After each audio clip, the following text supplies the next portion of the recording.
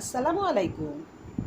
Motijheel model school and কলেজের প্রিয় ছাত্রী, ভালো আছো সবাই? আজকে আমরা গার্হস্থ্য বিজ্ঞান অনলাইন আরেকটি ক্লাস করব। গার্হস্থ্য বিজ্ঞান আমরা কোন পত্র পড়ছিলাম বলো তো? দ্বিতীয় পত্র, খ বিভাগ, খাদ্য ও পুষ্টিবিজ্ঞান। মনে আছে মেয়েরা? আজকে তোমাদেরকে যে বিষয়টা পড়াবো সেটা হচ্ছে এর দশম অধ্যায়, পরিপাকতন্ত্র, পরিপাক ও শোষণ। গতদিন আমরা পরিপাকতন্ত্রের যে দুটো অংশ, পৌষ্টিক নালী এবং পৌষ্টিক গ্রন্থি, এর মধ্যে পৌষ্টিক নালী বিস্তারিতভাবে পড়েছিলাম। আজকে আমরা পৌষ্টিক গ্রন্থি পড়ব। পৌষ্টিক গ্রন্থি এটা বিভিন্ন রকম পাচক রস নিঃসরণ করে থাকে। এর জন্যে খাদ্য পরিপাক সহজ হয়। যদি এই খাদ্য রস বা পাচক রস নিঃসরিত না হতো তাহলে পরিপাক প্রক্রিয়া আরও জটিল হয়ে যেত। তাহলে এই পৌষ্টিক গ্রন্থির মূল কাজ কি? পাচক রস নিঃসরণ। ঠিক আছে, এটা হচ্ছে তাদের মূল কাজ। আমরা পৌষ্টিক নালী পড়ার সময় যে বিভিন্ন অংশগুলো পড়েছিলাম, 6টা অংশ, এখানে তার অর্ধেক অংশ নিয়ে গঠিত, অর্থাৎ লালাগ্রন্থি, যকৃৎ এবং অগ্ন্যাশয়। এই 3টি গ্রন্থি মিলে হচ্ছে পৌষ্টিক গ্রন্থি। অর্থাৎ পৌষ্টিক গ্রন্থির সংখ্যা তাহলে কয়টি? 3টি। এই 3টি হচ্ছে যথাক্রমে লালাগ্রন্থি, যকৃৎ এবং অগ্ন্যাশয়। এবার আসো লালাগ্রন্থি। লালাগ্রন্থি কোথায় থাকতে পারে বলো তো? অর্থাৎ মুখবিবরের মধ্যে। পৌষ্টিক নালী পড়ার সময় আমরা প্রথম যে অংশটা দিয়ে শুরু করেছিলাম, মুখবিবর, এই মুখবিবরে 3 জোড়া লালাগ্রন্থি থাকে। কয় জোড়া মনে রাখবে? এটা 3 জোড়া। 3 জোড়া লালাগ্রন্থি থাকে, যাদের নাম হচ্ছে এরকম: সাবমেন্ডিবুলার, সাবলিঙ্গুয়াল এবং প্যারোটিড। অর্থাৎ সাবমেন্ডিবুলার 1 জোড়া, সাবলিঙ্গুয়াল 1 জোড়া এবং প্যারোটিড 1 জোড়া, মিলে হচ্ছে 3 জোড়া। এখন এদের অবস্থান কোথায় সেটা জানা জরুরি। প্রথমেই যে জিনিসটা আমি বলবো সেটা হচ্ছে সাবমেন্ডিবুলার। এটি নিচের চোয়ালের পাশে অবস্থিত। নিচের চোয়ালের পাশে অবস্থিত। এরপরে হচ্ছে সাবলিঙ্গুয়াল। সাবলিঙ্গুয়াল হচ্ছে জিভের নিচে, জিহ্বা বলি না আমরা, জিহ্বার নিচে অবস্থিত। এবং সবার শেষে যেটা আছে সেটা হচ্ছে প্যারোটিড। এটা হচ্ছে কানের নিচে ও সামনে, অর্থাৎ নিচের দিকে এবং সামনে। কানের নিচে ও সামনে। ঠিক আছে, অর্থাৎ উপর নিচ, সামনে পিছন, দুটো দিক না, তো কানের নিচে এবং সামনে অবস্থিত। তাহলে কি তোমরা বুঝতে পেরেছো লালাগ্রন্থি 3 জোড়া কোনটা কোন জায়গায় অবস্থিত? আশা করি বুঝতে পেরেছ। এবার আমরা যে জিনিসটা করব সেটা হচ্ছে এদের কাজ। এই 3 জোড়া লালাগ্রন্থি কি কাজ করে এটা জানা কিন্তু খুব জরুরি। প্রথমে আমি যে জিনিসটা বললাম যে এই গ্রন্থি থেকে বের হয় নানান রকম রস, এদের নিশ্চয়ই একটা নাম আছে, এদেরকে বলে লালা রস। ঠিক আছে, এই লালা রস বিভিন্ন রকম কাজ করে। প্রথম যে কাজটা করে, লালা রসে টায়ালিন, এই টায়ালিন নামক যে এনজাইমটা আছে, লালা রস থেকে যে টায়ালিন থাকে, সেই টায়ালিন কাজ করে নির্দিষ্ট একটা খাদ্য উপাদান, অর্থাৎ শর্করা জাতীয় যে খাদ্য আছে সেই শর্করা জাতীয় খাদ্য পরিপাকে সহায়তা করে।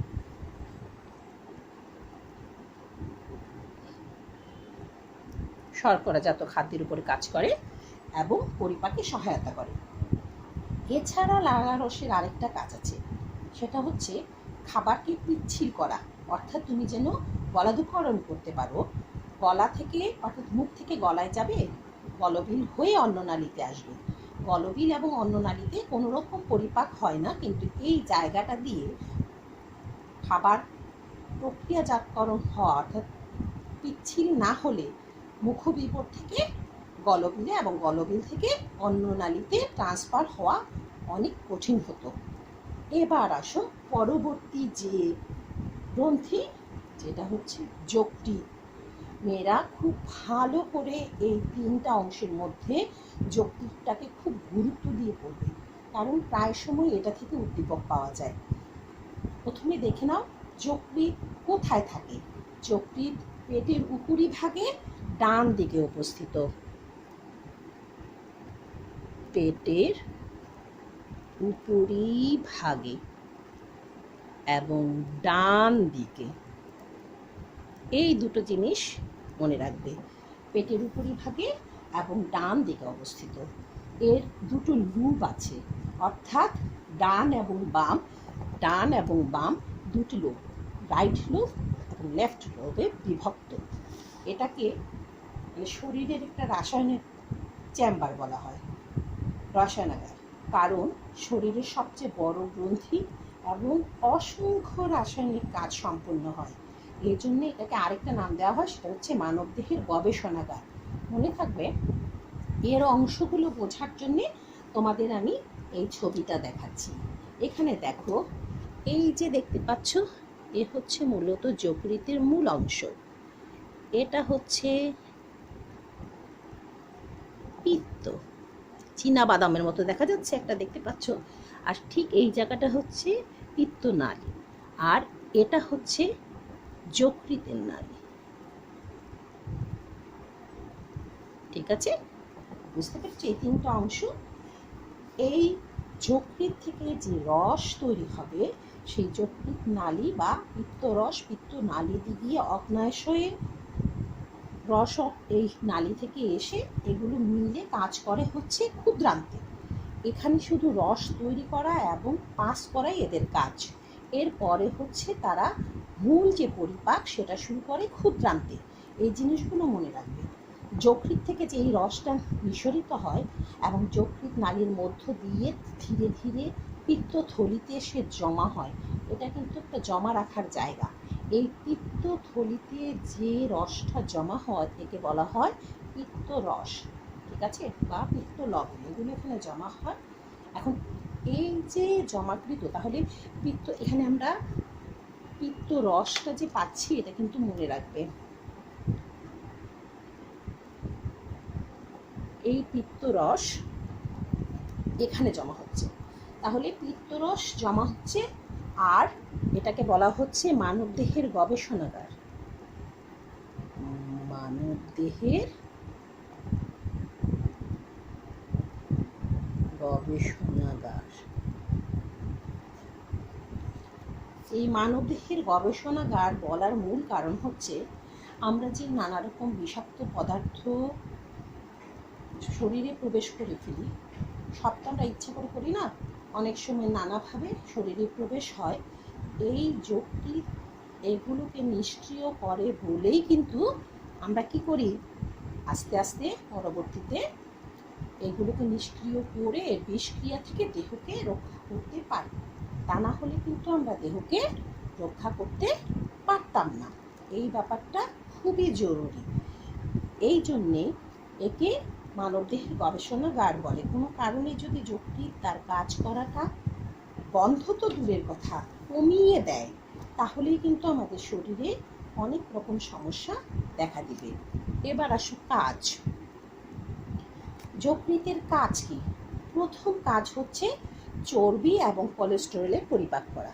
প্রথম কাজ চর্বি ও কোলেস্টেরল। চর্বি এবং কোলেস্টেরল পরিপাক ও শোষণ দুটো কাজই কিন্তু করে। এই পিত্তরস, পিত্তরসের কাজগুলো কিন্তু আমরা বলছি। এবার দেখো, ক্ষুদ্রান্তে যদি কোনো কারণে অতিরিক্ত অম্লত্ব হয় সেটা নিবারণও কিন্তু এই পিত্তরসের কাজ। তাহলে অতিরিক্ত অম্লত্ব, অতিরিক্ত অম্লত্ব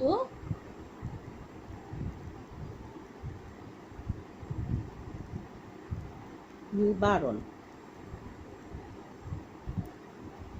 এরপরে আমরা যে চর্বি জাতীয় দ্রব্য খাচ্ছি, এই চর্বি জাতীয় দ্রব্য এবং চর্বিতে দ্রবণীয় যে ভিটামিনগুলো আছে, মনে আছে vitamin A, vitamin D, vitamin E এবং vitamin K, A D E কে, এই 4 ধরনের ভিটামিন হচ্ছে চর্বিতে দ্রবণীয় ভিটামিন।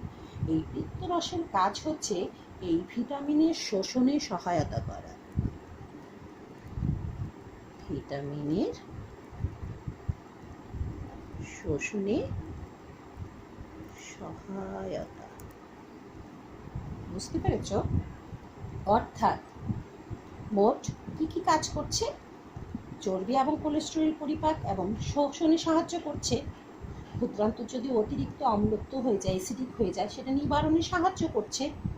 আবার চর্বিতে দ্রবণীয় যে ভিটামিনগুলো আছে, ভিটামিন এ, ডি, ই এবং কে, এগুলো শোষণেও সহায়তা করছে। এই হচ্ছে মূলত পিত্তরসের কাজ। এবার আসো পরবর্তী গ্রন্থি। বলো তো পরবর্তী গ্রন্থির নাম কি? হ্যাঁ, অগ্নাশয়। অগ্নাশয় মানবদেহে একটা অনেকটা পাতার মতো দেখতে। এই অগ্নাশয়ের বিশেষ কিছু কাজ আছে। প্রথমে এর অবস্থানটা আমাদের কাছে স্পষ্ট হওয়া জরুরি। মানবদেহে কোথায় অগ্নাশয় থাকে জানো? পেটের উপরিভাগে, পাকস্থলীর পেছনে এবং আড়ার। 3টা জিনিস বুঝে নাও। পেটের উপরিভাগে,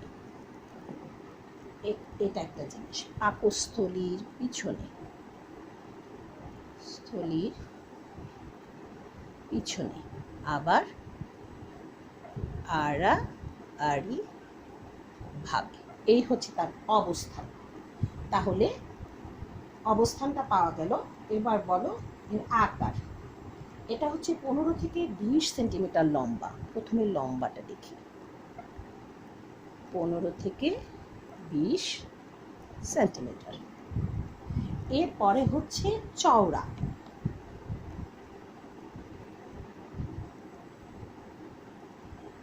লম্বা, চওড়া 2 থেকে 4 সেন্টিমিটার।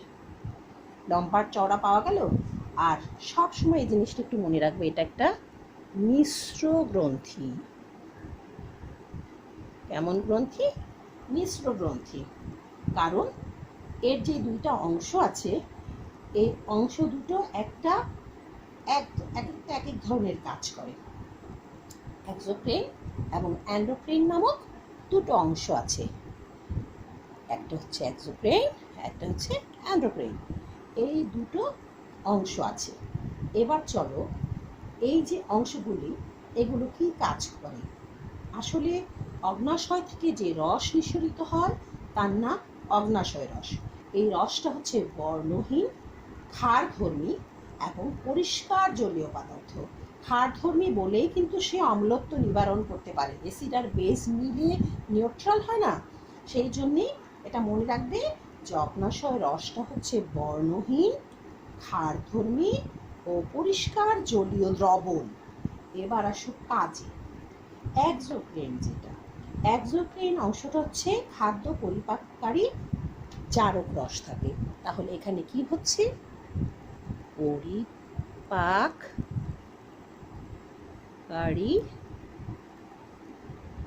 জারক রস থাকছে এক্সোক্রাইনে। আর এর মধ্যে সাধারণত 3টা পদার্থ আছে, যারা একটা আরেক সেই নির্দিষ্ট উপাদানের উপরে কাজ করে। যেমন আমি তোমাদেরকে নামগুলো বলে বলে তারপরে বর্ণনা করছি। একটা হচ্ছে ট্রিপসিন, এ হচ্ছে প্রোটিনের উপর কাজ করে। এরপরে হচ্ছে অ্যামাইলপসিন।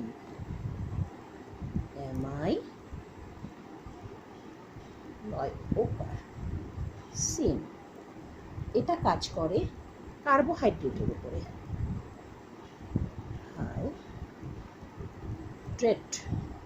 কার্বোহাইড্রেট। এরপরে লাস্ট যেটা হচ্ছে লাইপেজ, লিপিডের উপরে কাজ করে। লাইপেজ কাজ করে লিপিড বা চর্বির উপরে। তাহলে বুঝতে পেরেছ নির্দিষ্ট এনজাইম নির্দিষ্ট খাদ্য উপাদানের উপর কাজ করছে। ট্রিপসিন কাজ করছে প্রোটিনের উপর, অ্যামাইলপসিন কাজ করছে কার্বোহাইড্রেটের উপর, লাইপেজ কাজ করছে লিপিডের উপর। এবার আসুন অ্যান্ডোক্রিন। এই অ্যান্ডোক্রিন যেটা, এটা হচ্ছে পাচক রস তৈরি করে না, এটা তৈরি করে হরমোন। তাহলে এবার আমরা আসছি অ্যান্ডোক্রাইনে। অ্যান্ডোক্রাইনের কাজ হলো ইনসুলিন এবং গ্লুকাগন নামক হরমোন নিঃসরণ করা।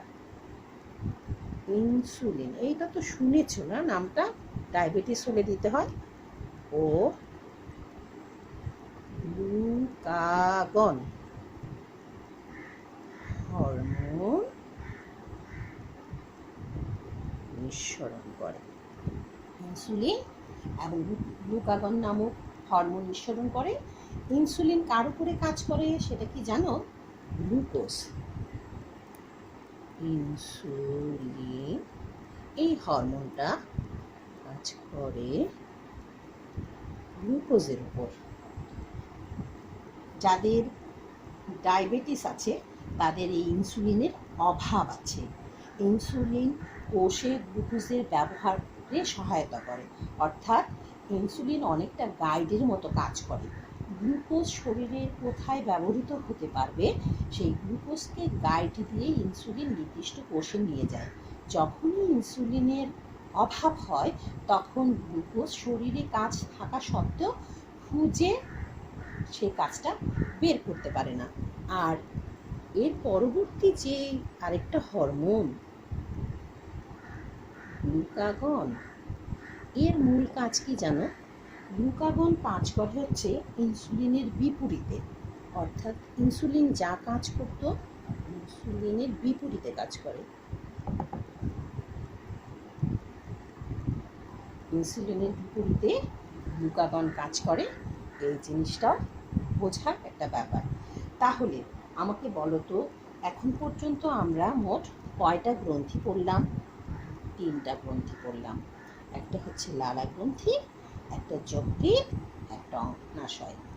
লালা গ্রন্থি কয় জোড়া ছিল? 3 জোড়া। সাবমেন্ডিবুলার, সাবলিঙ্গুয়াল এবং প্যারোটিড, 3 জোড়া। এবং সাবমেন্ডিবুলার হচ্ছে চোয়ালের পাশে, নিচের চোয়ালের পাশে, সাবলিঙ্গুয়াল হচ্ছে জিহ্বার নিচে, আর প্যারোটিড কানের নিচে ও সামনের দিকে। কাজ কি? লালারস তৈরি করা, যেই লালারস খাবারকে পিচ্ছিল করে এবং গলৎকরণে সাহায্য করে। আর লালারসে যে ডায়ালিন আছে সেই এনজাইমটা শর্করা জাতীয় খাদ্য পরিপাকে সহায়তা করে। এরপরে করলাম যকৃৎ, যাকে মানবদেহের গবেষণাগার বলা হচ্ছে। এটা কোথায় অবস্থিত? পেটের উপরিভাগে ডান দিকে অবস্থিত। লুপ কয়টা? 2টা, একটা ডান লুপ একটা বাম লুপ। এরপর এটা সবচেয়ে বড় গ্রন্থি এবং অসংখ্য রাসায়নিক কাজ সম্পন্ন করে।